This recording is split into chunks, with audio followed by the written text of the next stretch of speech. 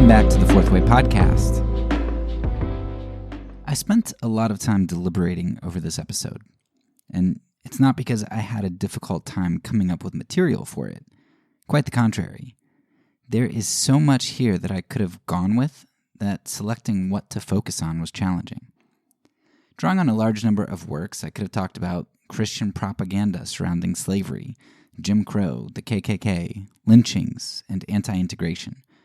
All of those injustices were saturated with a Christian presence, and often led by Christians.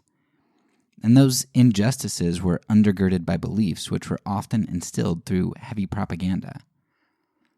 I decided against any of these issues for one main reason. They're all well in the past.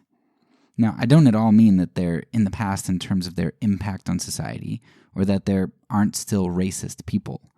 What I mean is that you're going to be hard-pressed to find a white evangelical who argues for slavery or segregation today. I know they exist, but it's rare in the mainstream.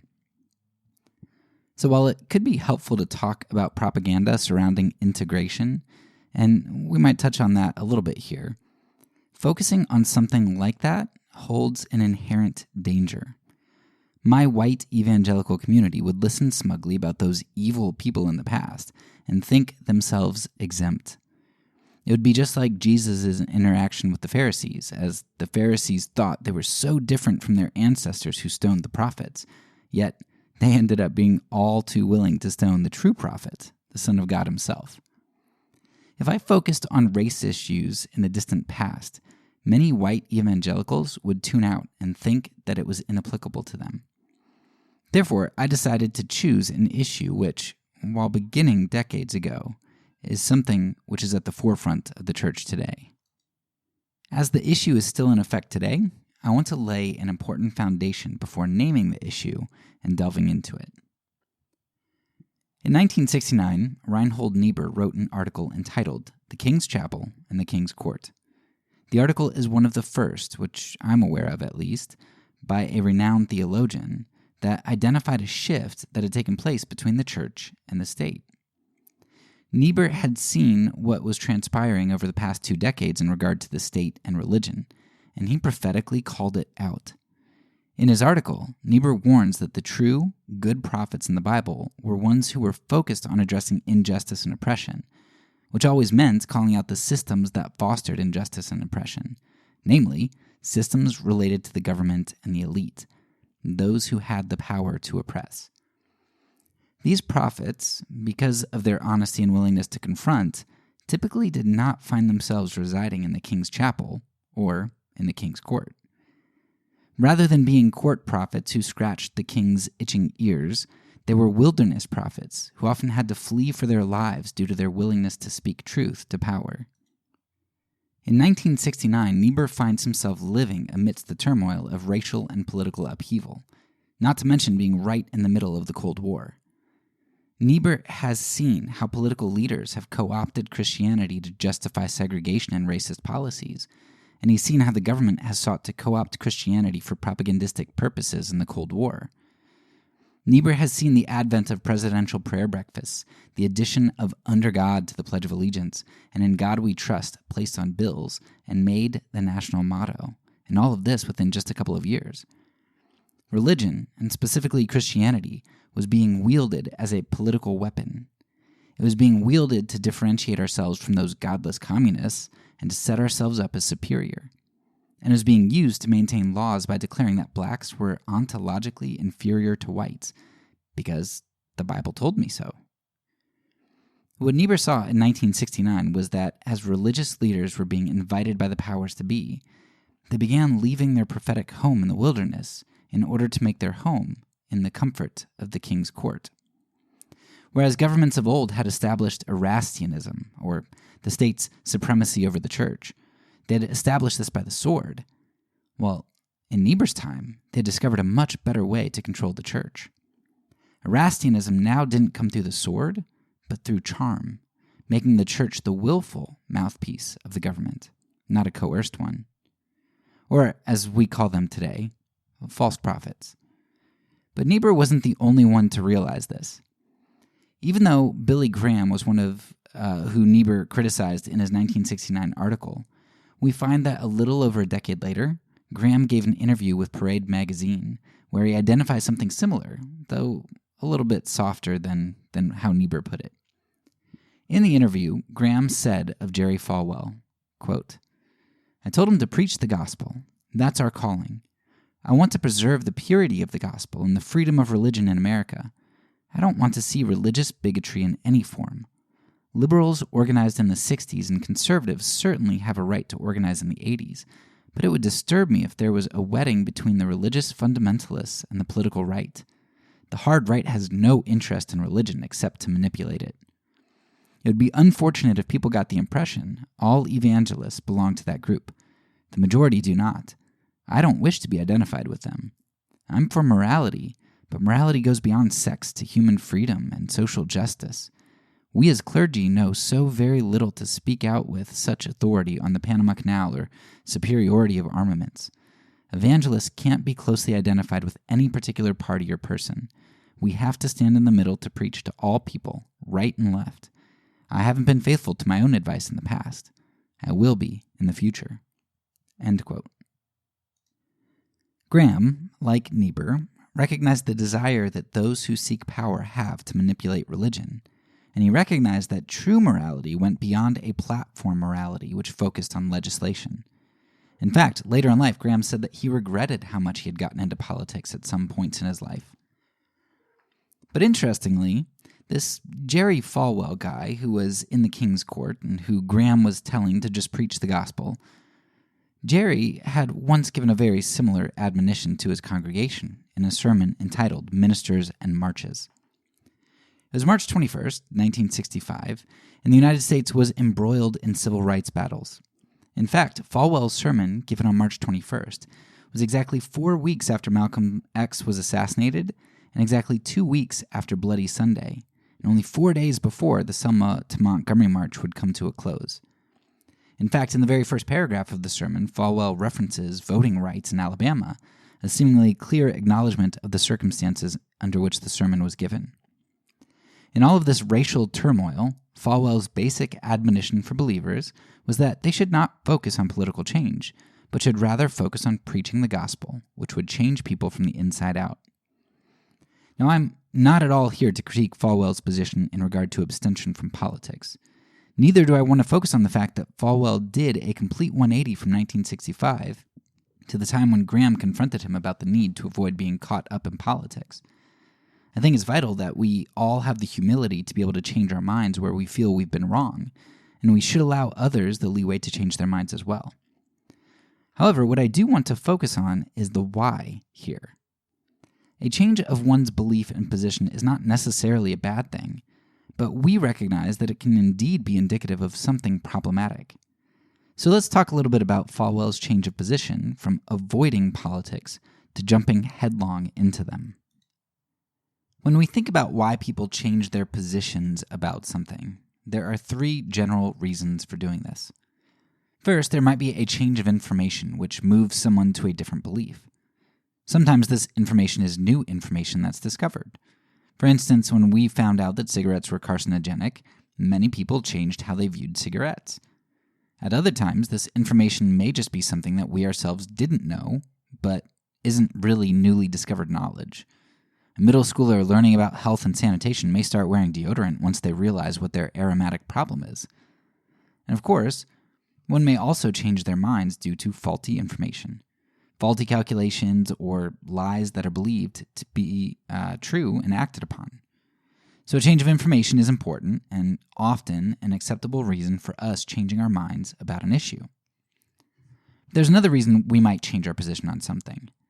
We may have a change of heart. This change of heart is known as repentance and is to be a central part of a Christian's walk. When God illuminates our sin, we are to turn away from it. And when we see others turn away from their sin, we ought to rejoice in this and encourage that transformative act. The truth of the issue didn't change, but an individual's moral decision has changed. That's a good thing. So a change of information or a change of heart can cause us to change our positions and beliefs. But there's one final reason we may change, and that is as a result of external motivators. There may be some external incentive, positive or negative, which motivates us to a change in our position.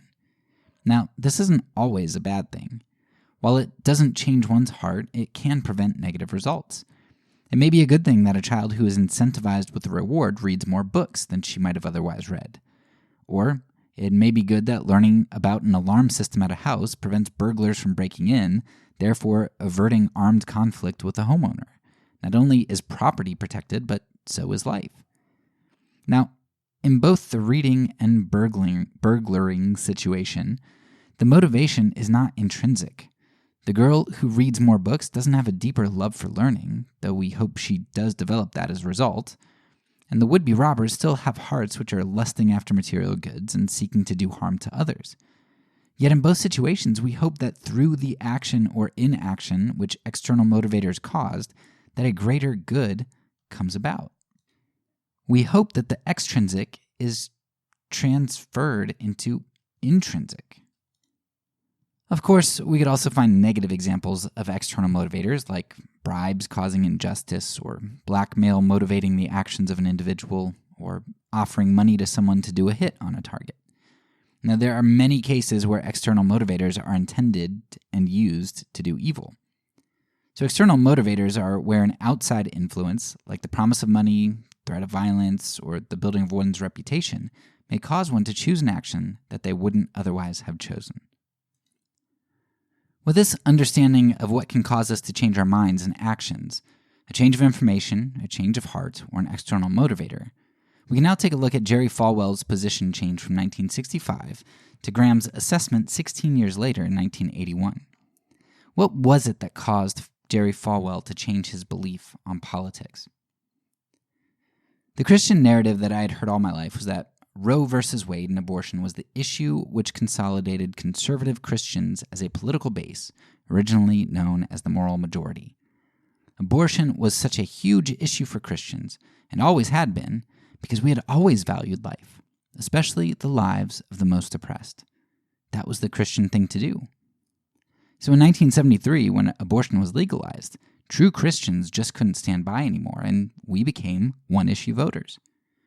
From that point on, true Christians were wed to the Republican Party. Now, that's a very nice story to believe as a Christian, but it is, unfortunately, pure propaganda. While the anti-Nicene Church view was against abortion, Protestants didn't have a strong connection to the anti-Nicene Church. Much of what the anti-Nicene Church said about wealth and nonviolence was dismissed. So evangelicals didn't really think that the anti-Nicene Church held much clout in a lot of places. Many evangelicals were divided on the issue, but the issue wasn't at all a central point of discussion or concern, at least not a one-issue voting type of concern. Abortion was largely up to Christian conscience at this point, particularly in regard to rape, incest, fetal deformity, and the mental or physical health of the mother, which is even mentioned in SBC's write-up of the issue. Many Christians even praised the Roe v. Wade decision afterwards. Falwell himself didn't preach an anti-abortion sermon until over 5 years after Roe v. Wade. Randall Balmer, a lifelong evangelical, recounts an event where he was at in 1990 when he heard Paul Weyrich and James Dobson, one the mastermind of the moral majority and one the former right-hand man of Jerry Falwell. He heard them declare that abortion had little, if anything, to do with the origins of the moral majority. Balmer recounts, quote, "In the initial session, someone made passing reference to the standard narrative that the Roe v. Wade decision of 1973 had served as the catalyst for the religious right. I tuned in. Weyrich forcefully disputed that assumption, recounting that ever since Barry Goldwater's run for the presidency in 1964, he had been trying to enlist evangelicals in conservative political causes, but it was the tax exemption for religious schools that finally caught the attention of evangelical leaders. Abortion, he said, had nothing to do with it. That comment apparently got others thinking. The religious new right did not start because of a concern about abortion. Ed Dobson, formerly Jerry Falwell's lieutenant, added, I sat in the non-smoke-filled back room with the moral majority, and I frankly do not remember abortion being mentioned as a reason why we ought to do something. During the ensuing break in the proceedings, I pulled Weyrich aside, to be certain that I had heard him correctly, that Roe v. Wade did not precipitate the religious right. He was emphatic. Abortion, he repeated, had nothing whatsoever to do with the rise of the religious right. End quote. So, abortion had nothing to do with a push for conservative politics by the masterminds of the moral majority. It wasn't an issue that they were concerned about at all, even several years after the Roe decision. The abortion issue was long viewed as a Catholic issue among evangelicals, just like birth control is today. The rise of the religious right, then, doesn't seem to be attributable to a change of information. It's not like there was this new input, legalized abortion, or the science of what a baby is, that was entered into the system and all of a sudden everybody was up in arms. Not at all. Abortion was legalized and many evangelicals praised the decision, while most were relatively indifferent. Once the position against abortion did materialize, it also doesn't seem to have been a change of heart. There wasn't an acknowledgement of the previous stance as being wrongly held. There wasn't a repentance for indifference all these years. The anti-abortion position was simply inherited and fostered the self-righteousness of a community who believed that it had always been on God's side. But if a change of information and a change of heart weren't the explanations for Falwell or the evangelical community to change, what was? There must have been some external motivator. The external motivator came about in the form of a different Supreme Court case, known as Green versus Connolly. In that case, tax-exempt status was threatened to any institution which practiced racial discrimination. While many religious organizations at this time prided themselves on not taking any money from the government, nearly all religious groups were happy to accept exemption, which in reality is still receiving money from the government. Evangelicals were mostly blindsided by the court's decision, which hit them in their pocketbooks, and began to recognize the impact that politics could have on them. When another group was impacted, the gospel was enough. But when churches were made to pay for their fair share, as far as taxes are fair anyway, well, churches weren't having any of it. The problem for those like Falwell and others like Bob Jones is that after the 1954 Brown v. Board of Education decision to desegregate schools, many racist Christian organizations began what became known as segregation academies. These were essentially segregated private schools which provided schooling for whites who didn't want to attend school with blacks. Falwell himself founded Lynchburg Christian Academy in 1967, only 2 years after he preached against political action against discrimination. Falwell, Jones, and many, many other institutions faced the threat of a significant loss of money if the IRS followed through with the court's ruling. Now, some schools held strong in their discrimination policies, like Bob Jones did all the way up to the year 2000. Many, however, capitulated, at least on paper, so as not to lose tax-exempt status. But I suppose capitulation may not be the most appropriate term, as while schools like Liberty ended up complying with policies on race, Falwell began to thrust himself into the political sphere. Just as the South had fought for states' rights in regard to slavery, unless, of course, we're talking about runaway slaves, because then states don't have the rights that, of individual states, and were mandated to return them at the behest of the South, but I guess that's an aside. Well, the South was, now again, fighting for states' rights to discriminate in schooling, or to get around anti-discrimination in schooling by putting segregation academies under the umbrella of religion. The problem was that enough public sentiment had built up by this time that a platform wasn't going to succeed if it was run on overt racism and discrimination. It just so happened that at this time, a man named Paul Weyrich was ready to capitalize on the fact that there were now a significant number of disgruntled evangelicals claiming their religious rights were now under threat by the government. Who cares if this right was the right to discriminate against other image bearers of God? Once again, Ballmer writes about this issue. He says, quote, "Ever since Goldwater's campaign, Weyrich had been trying to organize evangelicals politically. Their numbers alone, he reasoned, would constitute a formidable voting bloc, and he aspired to marshal them behind conservative causes. The new political philosophy must be defined by us in moral terms, packaged in non-religious language, and propagated throughout the country by our new coalition," Weyrich wrote in spelling out his vision. End quote. So Weyrich recognized that he had a large voting bloc to work with, and now he just had to figure out how to package this morality to get other evangelicals and Christians on board. As Weyrich and others looked around at what was triggering other groups, they saw their opportunity. With Roe being passed relatively recently, and with the smaller but still numerous Catholics already being against abortion, they saw that the abortion issue could end up being a significant unifier of Christians. With the help of Falwell, Dobson, and others, the moral majority was created, and abortion became the one issue requirement for Christian voters, a requirement so important that it could cover over the racist core at the heart of the movement. Now, I do want to make clear that I think the issue of abortion is a significant moral issue. In fact, I did a whole season on abortion because it's so important, and why I think it takes life and a lot of other issues surrounding that. However, I have a number of issues with the way that evangelicals go about abortion. Evangelicals focus on negative justice rather than positive justice in regard to legislation. We embrace one-issue voting, which, through its consequentialist ethic, embraces many immoralities in terms of both policy and the candidates that evangelicals accept. And perhaps worst of all, we use this one very new issue to silence one very old issue that we haven't wanted to deal with for centuries: racism. Abortion gives our group, a group we know birthed the moral majority out of racism, it gives our group the ability to never deal with race issues. There is never a real moment of repentance or embracing of racial reconciliation or policies by evangelicals because we used a sleight of hand in the 1970s to bypass and shut up race conversations with one magic word: abortion. Now, anytime an issue dealing with race is brought up, we say that it's illegitimate and just a political ploy that we have to ignore so that Democrats don't win and kill more babies.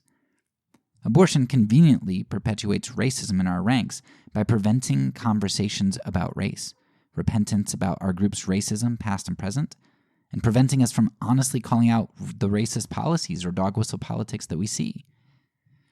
We can't call a spade because if we call out our own group for racism, it'll make us lose elections. And think of all the babies that will die without having more Supreme Court justices on the bench.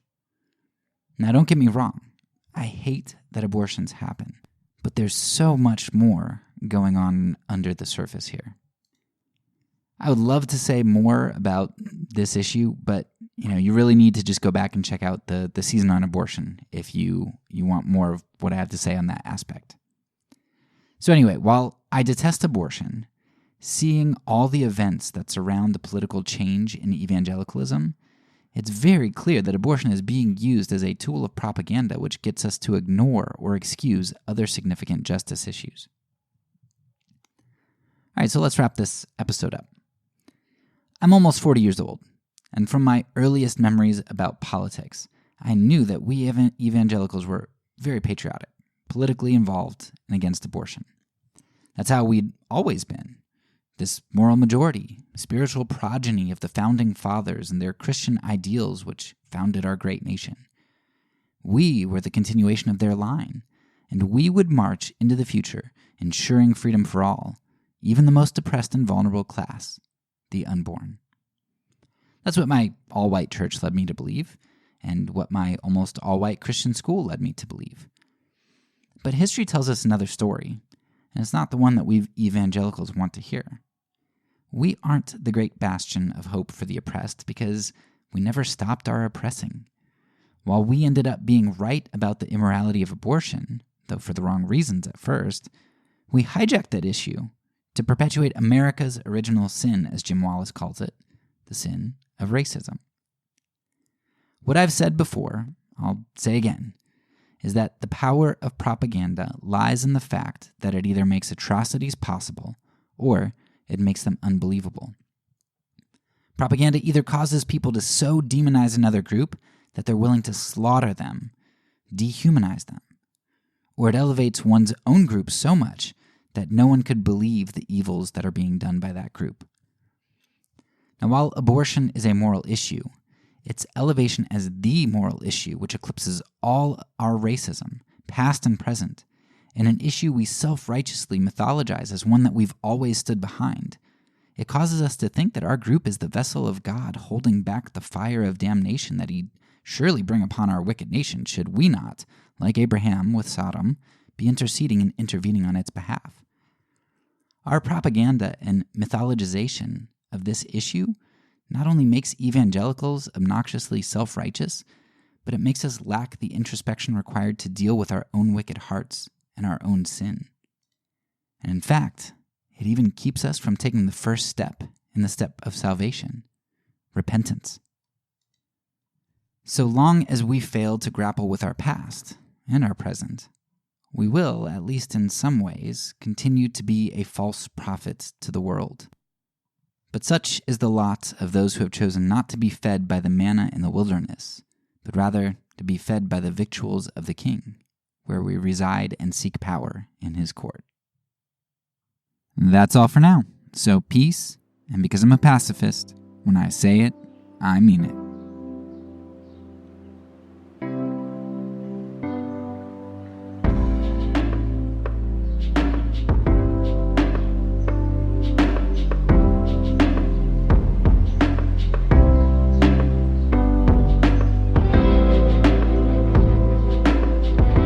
This podcast is a part of the Kingdom Outpost Network.